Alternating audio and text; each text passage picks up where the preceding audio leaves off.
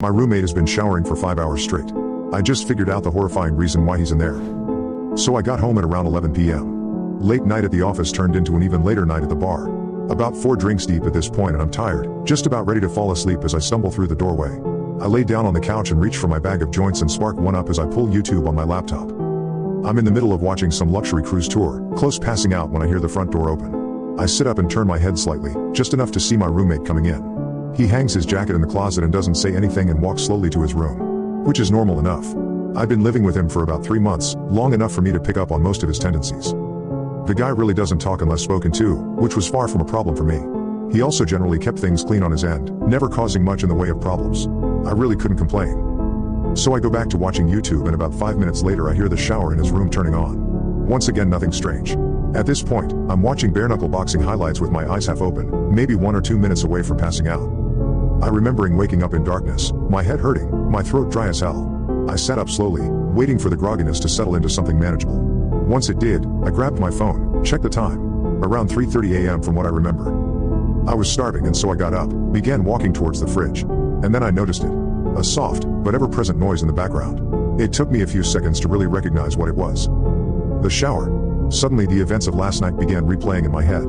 Drinking at the bar, Ubering home, laptop, couch. My roommate coming home. The shower turning on. I stood there for a while, trying to make sense of it. Maybe he went to bed and forgot to turn it off?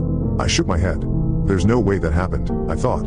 Maybe he slipped and fell? Realizing the implications of this, I rushed towards his room but found his bathroom door locked. I began pounding on it. Hey man, you alright? No response. I considered kicking the door down but decided to call 911 before I did that.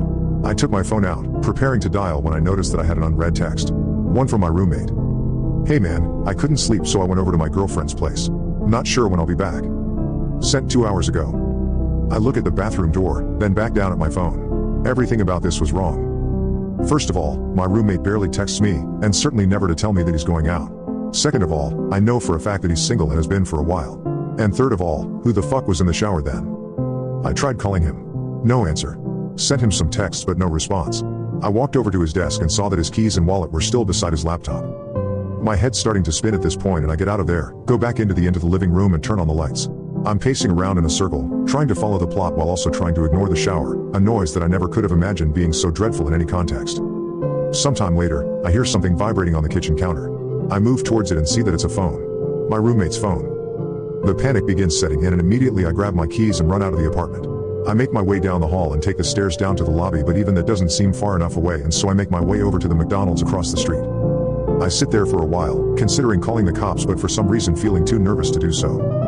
But even though there's hardly anybody in there, the place begins to feel suffocating, and I decide to leave, walking back out onto the empty streets. Almost immediately I get this feeling that I'm being watched, and I feel my gaze drifting up and towards the apartment. Soon I'm looking at my balcony and I see somebody standing there. A dark figure stood completely straight, stiff to the point where it nearly resembles a mannequin. But it isn't one. If I look closely, I can see it just slightly swaying. I froze in place, my mind hardly able to understand or accept what it was seeing. It's not my roommate. It's too tall. In fact, it's too tall to be anybody I know, its head nearly scraping the bottom of the balcony above. No matter how hard I tried, I couldn't make out any of its details. The darkness and distance may have been enough to explain that away. But there was something about it that drove me towards a different conclusion, that this thing simply possessed no details that could have been observed, that the only element of its composition was that of unadulterated darkness. Of course, my gut instinct was to get the hell away from it. But the voice in my head was telling me that if I were to try and run, this thing would end up following me.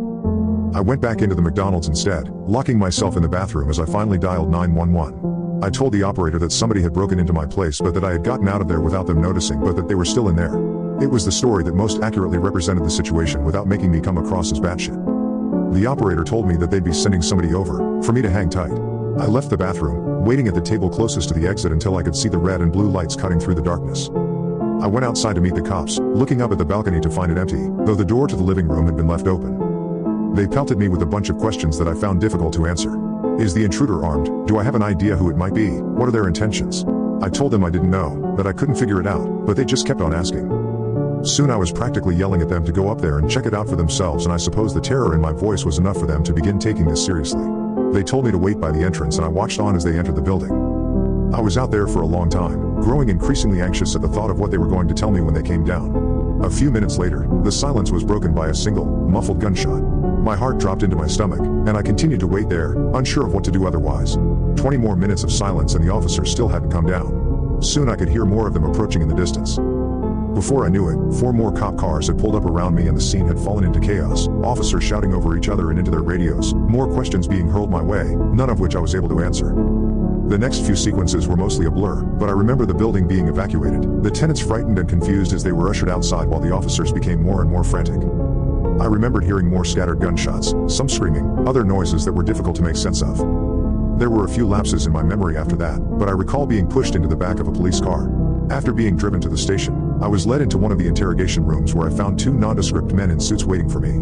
They didn't introduce themselves and immediately went into a series of questions, each one more bizarre than the last. What company was your roommate employed by? What was the nature of his job? How many different people have been inside your apartment since your roommate moved in? Have you ever heard voices inside the apartment from the hours of midnight to 3 a.m.? Voices that did not belong to your roommate?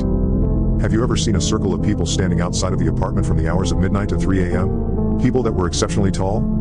And one of the most unsettling ones. Have you ever seen somebody standing at the foot of your bed upon waking up between the hours of midnight to 3 a.m., only for them to disappear moments later? If so, do you remember what they looked like? Any distinct features? As they continued probing me, my mind began conjuring up some of the strange shit that had happened after my roommate had moved in, shit that I had written off as figments of my imagination, simply because I had no other explanation for them. I did hear the voices, always coming from the room next to mine where my roommate slept. I was always so tired when I heard them, but I do remember it either sounding like a young woman or a man with an extremely deep voice. I could never make out any words. It always sounded like gibberish. And then there was that one time where I went to the bathroom in the middle of the night. Still half asleep, I didn't bother turning the lights on as I entered. But as my eyes began adjusting to the dark, I could have sworn that somebody was already sitting on the toilet. Somebody extremely tall. Of course, when I turned on the lights, nothing was there. It was easy to chalk it up as a product of late-night drowsiness at the time, and I had never really thought about it since. After doing my best to give them useful information, the suits spent a good few minutes taking notes on their phones. Once they were done, they sat up quickly, told me that they'd be in touch before leaving the room. A cop came in a few minutes later and told me that since I couldn't return to the apartment, they would set me up in a nearby hotel until they were able to get the situation under control, and that I should stay put until they gave me a call. What happened? I asked him. What did you guys find up there? He stared at me for a long time, not as if he were deep in thought, but as if he held deep aversion for what he was considering telling me. Eventually he just shook his head. I don't know, he said. I mean, I really don't know. I nodded, tried to smile, though I'm sure it didn't come across very well. It's the next day now and I'm in the hotel. Of course I couldn't sleep. Couldn't really eat. The officer hasn't called me yet. When I try searching up information about the evacuation on the internet, all I can find are articles claiming that it was due to a fire. A fucking fire. Update. I fell asleep and I just woke up.